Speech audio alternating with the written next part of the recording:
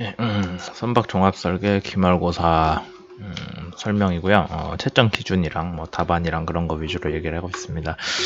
아마 채점 결과는 한 25일 그쯤 나올 것 같고요. 어차피 여러분들 최종 보고서도 내고 해야 돼가지고 그거 채점 다 하고 하면은 6월 29일, 30일 뭐 그쯤에나 돼야 성적이 공지될 것 같고요. 성적은 뭐 학교에서 비대면 수업을 하니까 뭐 거기에 맞춰서 A를 50%까지 줄 수 있대나 뭐 그런 게 있어서 그 규정은 최대한 준수를 하는데, 근데 뭐 사이버 캠퍼스에서 출석이 4분의 1 이하라거나 그런 거는 학교 규정상에 부주게 돼 있어서 그건 뭐 제가 어떻게 할 수가 없어요. 그 다음에 성적을 냈는데 뭐 이제 A에 50% 하고 그 다음 뭐 B 드릴 건데, 또 B를 맞을 수 있는 사람들이 있고 그 다음에 점수가 쭉 벌어져서 이 사람까지 B 주는 건 좀 그렇다 싶은 사람이 있을 수도 있잖아요. 특히 시험 성적이 나눠지는 게 기말고사에서 나눠질 건데 그런 분들은 이제 C까지 내려갈 수도 있다라는 거 뭐 이렇게 얘기를 드립니다. 근데 시험 시험 자체가 그렇게 막 너무 비중이 크진 않아서 그런 일은 별로 없을 것 같고요. 다만 뭐 기말고사 답지를 100지로 냈다거나 하면은 뭐 그런 사람한테 B를 주는 건 좀 그렇죠. 네. 그런 내용이 있습니다. 시험 문제 하나씩 좀 설명을 드리자면은 다 5문제고요. 각 분야별로 여러분들이 맡았을 법한 파트별로 시험 문제를 하나씩 냈어요. 그래서 우선 처음 해봅시다.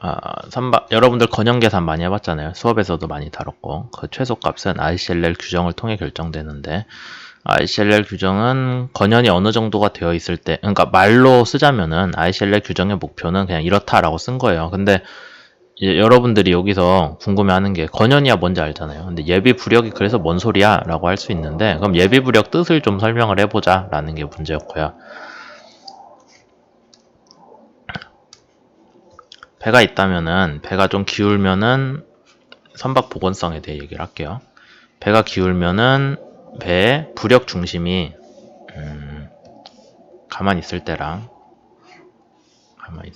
저 때랑 같이 그립시다.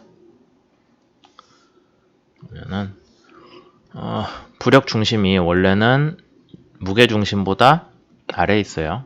그 다음에 서로 수직선 상에 놓여 있어야 배가 추가로 더 기울지 않죠. 일부러 좀 피해서 그렸는데 수직선상이 있다고 칩시다. 그럼 얘는 부력, 그러면 중력이 되겠죠. 근데 배가 기울어지면은 여러분들이 중력 위치는 그대로예요. 무게중심이기 때문에 배 무게가 변하진 않죠. 배를 억지로 기울였을 때.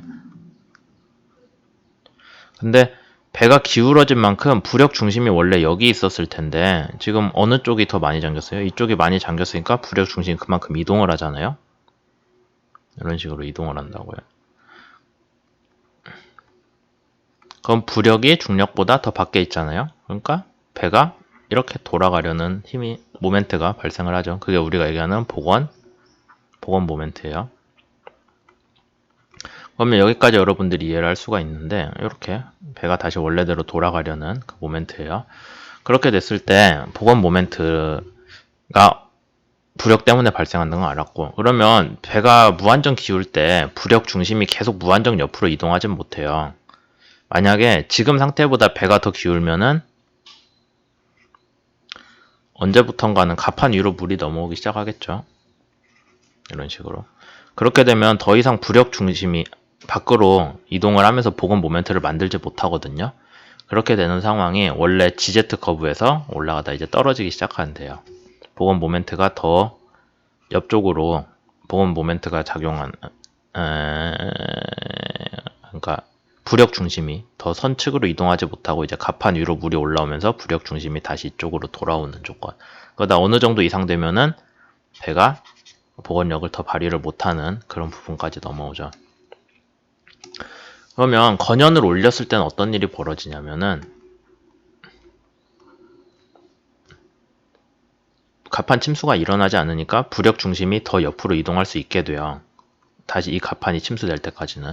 그래서 건현을 높인 배는 여기 같이 원래 배 GZ 커브가 있다면은 걔보다 최대 GZ가 나타나는 위치랑 그때 이후에 감소되는 경향이 더 지연이 됩니다. 그래서 핵심은 갑판 침수가 지연이 돼서 복원성이 더 커진다는 거예요. 그럼 여러분들이 GZ 커브에서 예비 부력이 뭘로 이해할 수 있냐면은 원래 배는 이 정도가 나왔는데 부력을 증가시키면서 복원력이 그만큼 증가했다라고 이해를 할 수가 있죠.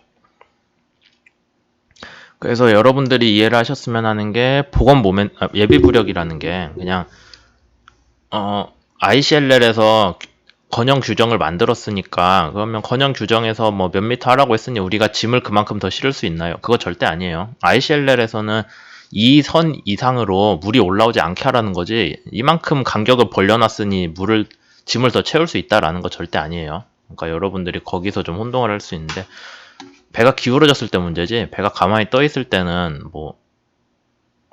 가만히 떠 있는 상태에서는 우리가 얘기하는 ICLL 건형 규정을 뭐 그렇게 생각할 필요는 없겠죠.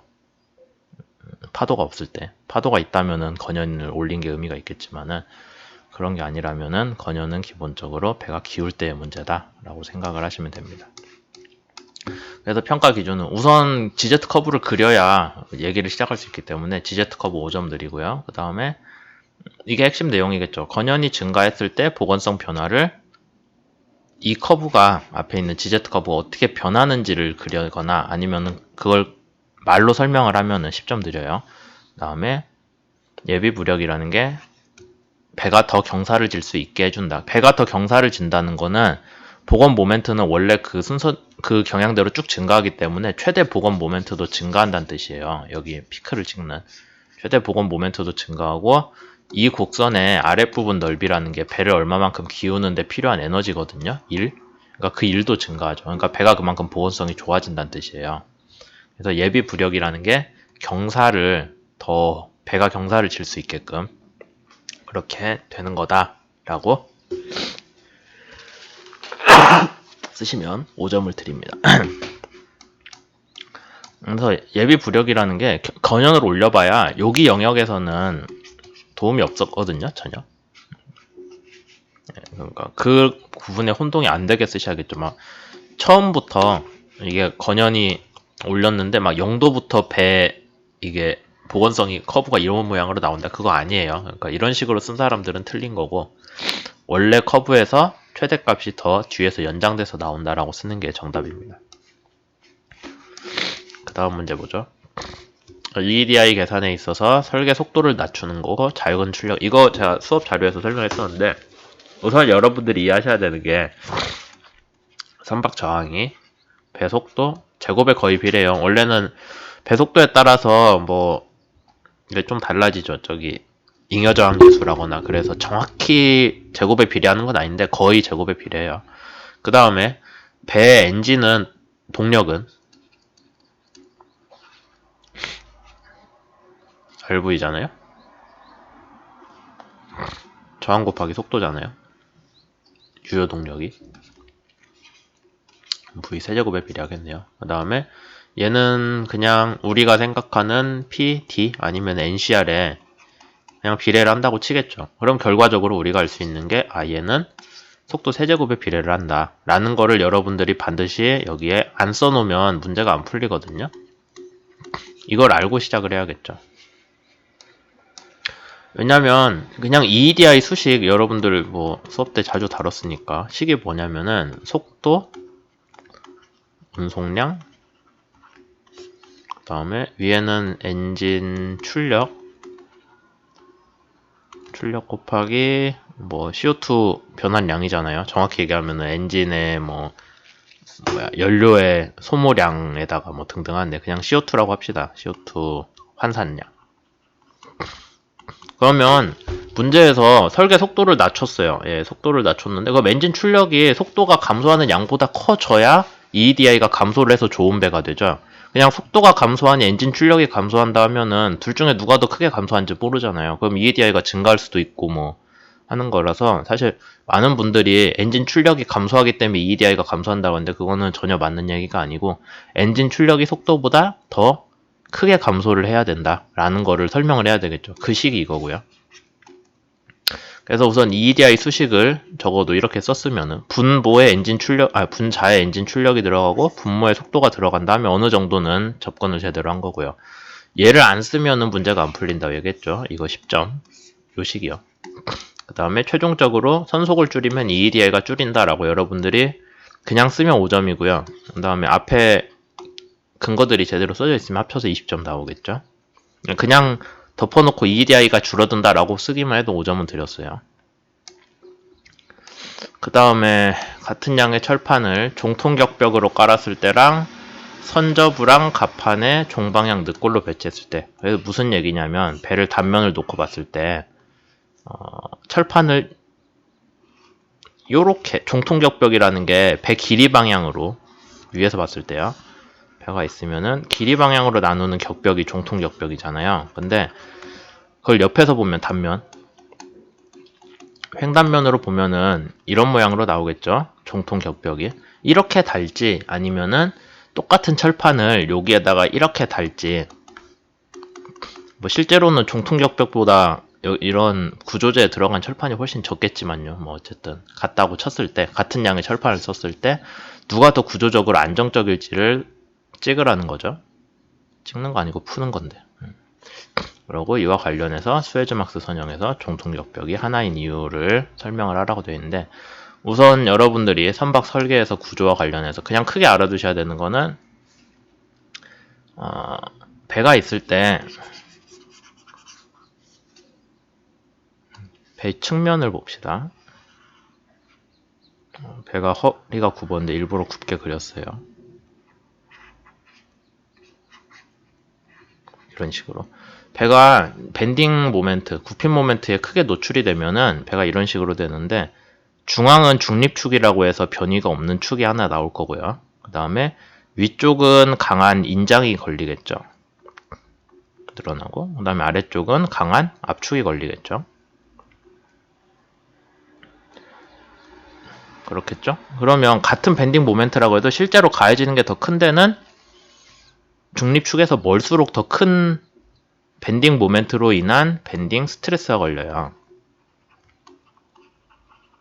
스트레스, 단위 면적당 힘이죠. 그러니까 결국에는 배가 부서지면 어디서 부서지냐면은 밴딩 스트레스가 큰 데부터 부서지겠죠.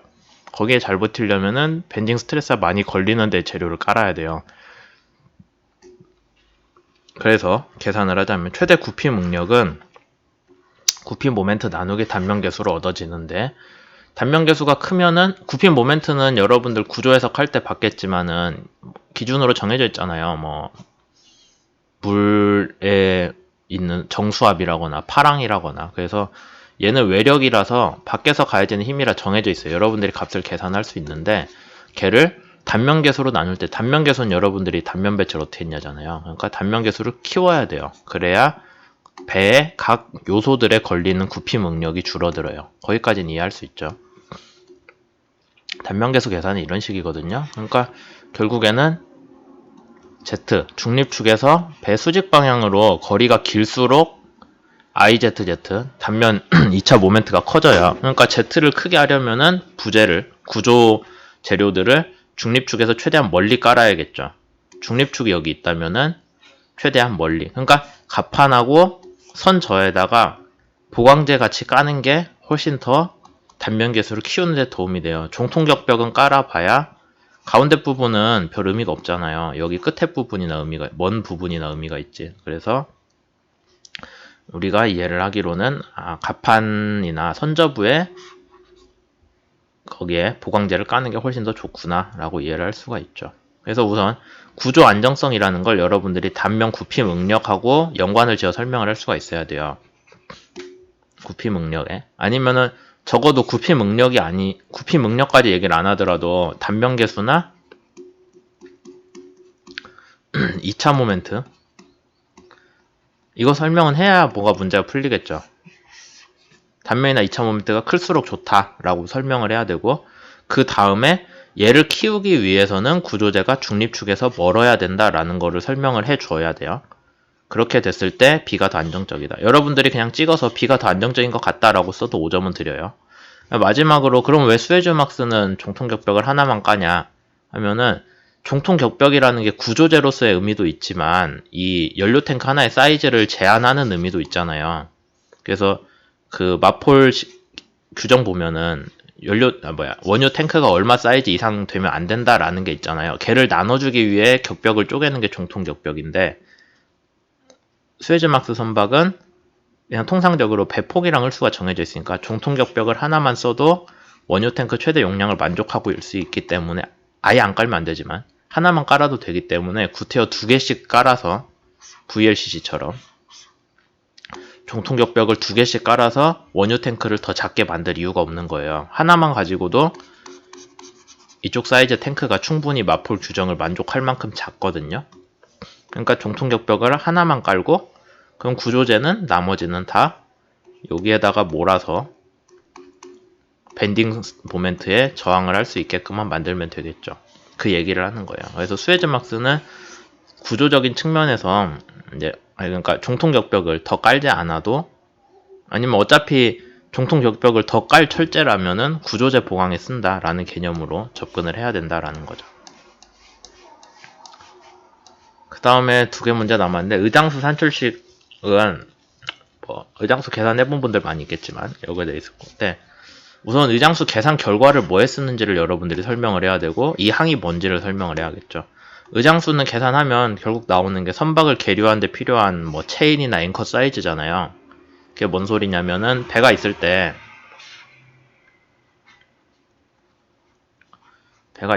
여기 이렇게 앵커를 내리잖아요. 배 바닥에다가. 그러면 배가 해류에도 노출될 수 있고 바람에도 노출될 수 있어요. 그렇게 해서 배가 밀릴 때 걔를 버텨주기 위한 이 계류 장비 스펙이 얼마 정도가 요구된다라는 게 의장수 계산이에요. 그러면은 여기 뒤에 항 2개는 배에 노출된 면적이죠. 밖에 노출된 면적은 바람을 받잖아요. 그러니까 바람으로 인한 풍하중에 관련된 식을 항이 되거든요, 얘가. 그래서 평가 기준은 우선 EBH가 뭔지 써야겠죠. 그럼 식은 되게 복잡하긴 한데 여러분들이 이해하신 대로 쓴다면은 얘 얘기가 들어가야 돼요. 전면 투영 면적. 배를 앞에서 봤을 때 바람을 얼마나 받나. 그 다음에 A는 측면이죠. 옆에서 바람이 얼마나 붙나. 그 2가지를 가지고 얘가 바람을 많이 받으면은 그만큼 풍하중이 세지니까 그만큼의 더 강한 계류 장비를 사용하게 된다라는 순서대로 설명을 해야 여러분들이 이 문제에 대한 답을 이해를 하고 있다라고 볼 수가 있고요. 다음 마지막 문제인데, 엔진이 선미 쪽에 위치를 해요. 그러면은 공간 배치야 잘 생각을 알고 계셨을 거고, 기관하고 추진기가 축으로 연결되는데 배에서 엔진이 앞쪽에 있으면은, 엔진이 앞에 있으면 엔진에서 프로펠러까지 축이 길잖아요. 그럼 이 공간은 화물을 못 실잖아요. 그런 문제가 있다라는 게 10점이고, 앞에 5점은 뭔 소리냐면, 엔진이 뒤에 우리가 경하을수에서, 문제에서 경하 조건 얘기했으니까, 경하을수 여러분들이 계산했거나 규정을 보신 분들, 기억을 하신 분들은 알겠지만은 그 최소 평균 흘수 값이 있고요. 또 하나 규정이 뭐냐면 프로펠러가 물에 어느 정도 잠겨야 된다예요. 그럼 최소 흘수를 만족하면서 프로펠러 물에 잠기려면은 선 미만 물에 좀 들어가면 되겠죠. 선 미가 물에 충분히 잠겨야 프로펠러가 물 속에 잠기잖아요. 그렇게 되려면은 경하흘수, 그러니까 짐을 실지 않아도 프로펠러가 항상 물에 잠겨 있어야 되거든요. 그럼 무거운 게 선 위에 있으면 되겠죠.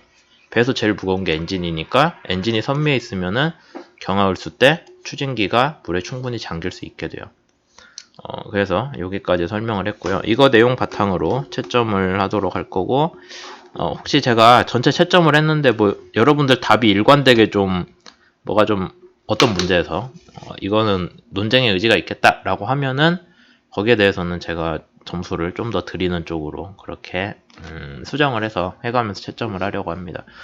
여러분들이 25일까지 보고서를 내셔야 되기 때문에, 그럼 저도 채점할 시간 조금 하고 하면은 한 6월 29일, 30일 그때쯤이면 아마 최종 결과가 성적이 공지가 될 거예요. 학교에서 7월 2일까지 내라고 한 걸로 제가 알고 있는데, 원래 제가 좀 성적 일찍 내려고 노력하는 편이긴 한데, 보고서들 여러분 내는 거 양도 많을 거고, 보고서 제출 기한도 일주일 미뤄드렸고, 기말보다 일주일 미뤄드렸고 해서 성적 공지가 좀 늦어지는 점은 양해를 해주셨으면 좋겠습니다.